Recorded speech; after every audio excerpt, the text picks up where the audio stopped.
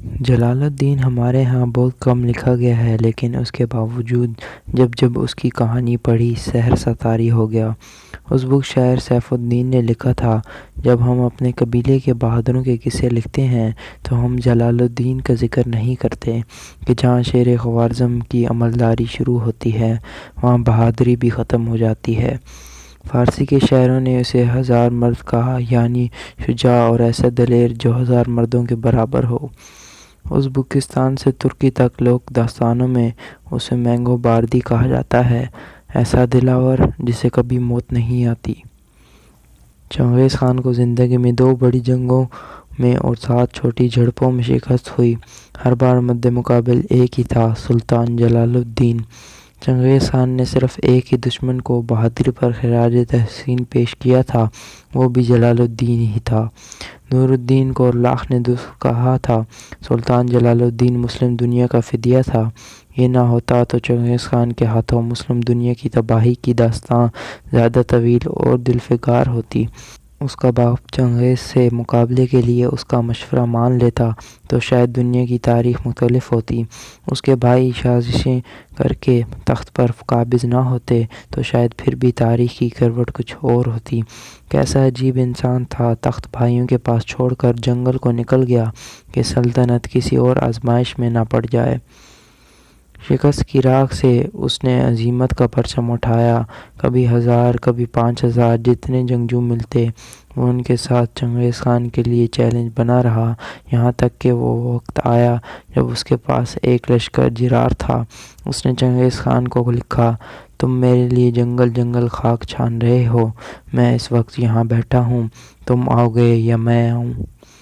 Major روٹی نے لکھا ہے، چنگیز خان کی زندگی میں یہ پہلا موقع تھا اسے کسی نے یوں چیلنج کیا ہو اور چنگیز خان چیلنج قبول کرنے کی ہمت نہ کر سکا۔ اسے معلوم تھا اگر جلال الدین یوں للکار رہا ہے تو شیر کے منہ میں سر دینا حکمت نہیں۔ چنگیز خان کے اس تذبذب کی یہ کہانی امیر عطا نے صدیوں پہلے لکھ دی تھی۔ وہ لکھتے ہیں، شیر خوارزم کے اس چیلنج نے چنگیز کو پاگل کر دیا تھا۔ وہ صبح سے شام لشکر کی تیاریوں پر صرف کرنے لگ گیا، لیکن پھر بھی اسے تسلی نہیں ہو رہی تھی کہ کیا وہ جلال الدین کا مقابلہ کرنے کے لیے تیار ہے یا ابھی بھی کچھ کمی رہ گئی ہے۔ اسے معلوم تھا للکارنے والا کون ہے، یہاں تک کہ پھر ایک گھوڑے پر سلطان کے لشکر کے سالاروں میں جھگڑا ہو گیا اور پھوٹ پڑ گئی۔ افغان سالار ناراض ہو کر لشکر لے کر چلا گیا۔ امیر عطا لکھتے ہیں، جلال الدین کو خبر ہوئی تو بھاگ کر خیمے سے باہر آیا۔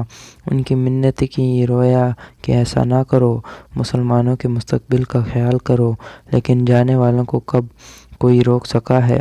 لشکر آدھا رہ گیا تھا، چنگیز خان تو گویا اسی موقع کے انتظار میں تھا، باقی تاریخ ہے۔ آخری بڑی لڑائی دریائے سندھ کے کنارے ہوئی، جب سازشوں اور داخلی جھگڑوں سے نڈھال سلطان جلال الدین 30,000 پناہ گزینوں، 3,000 گھوڑ سواروں اور 500 کے قریب محافظوں کے ساتھ ہندوستان جا رہا تھا کہ چنگیز خان 2 لاکھ کے لشکر کے ساتھ آن پہنچا۔ 3,000 گھوڑ سواروں کا مقابلہ 50,000 گھوڑ سواروں سے تھا۔ گلوبل کرونالوجی آف کانفلکٹ کے مصنف نے لکھا کہ جلال الدین یوں لڑا کہ چنگیز خان حیران رہ گیا۔ اس نے چنگیز کے لشکر کو ادھیڑا اور اس کے مرکز تک جا پہنچا۔ پھر 70,000 کی مزید کمک چنگیز کو آن پہنچی۔ زخموں سے نڈھال سلطان گھیرے میں آ گیا تو چنگیز نے حکم دیا اسے زندہ گرفتار کر کے پیش کیا جائے۔ سلطان کے سامنے چنگیز تھا اور پیچھے دریائے سندھ۔ اس نے گرفتاری دینے کی بجائے پہاڑ سے گھوڑا دریا میں ڈال دیا۔ یہ نسیم مجازی کی نہیں، میجر روٹی کی روایت ہے کہ چنگیز خان کو اس کے تعاقب میں گھوڑا دریا میں ڈالنے کی ہمت نہ ہو سکی۔ وہ حیران کھڑا زخمی سلطان کو دیکھتا رہا، اسے یقین نہیں آ رہا تھا کوئی یوں بھی کر سکتا ہے۔ پھر اس نے اپنی فوج کے سالاروں کو بلا کر کہا، اس شخص کو دیکھو، اس کی ماں کو اس پر فخر ہونا چاہیے، کیسا بہادر پیدا کیا۔ لیکن یہی وہ وقت تھا جب سلطان کی ماں وہیں پاس کہیں دریا میں ڈوب کر مر رہی تھی۔ یہ واقعہ ازبک، فارسی اور ترک لوک داستانوں کا حصہ ہے اور اس کی منظر کشی بھی کی گئی ہے۔ یہ مقام پاکستان میں ہے اور گھوڑا ترپ کے نام سے مشہور ہے۔ لوگ دیکھتے ہیں اور یقین نہیں کرتے کہ کوئی یہاں پہاڑ سے سیدھا نیچے دریا میں گھوڑا ڈال سکتا ہے۔ ویڈیو دیکھنے کا شکریہ۔ ویڈیو اچھی لگے تو چینل کو لائک اور سبسکرائب ضرور کریں۔ شکریہ۔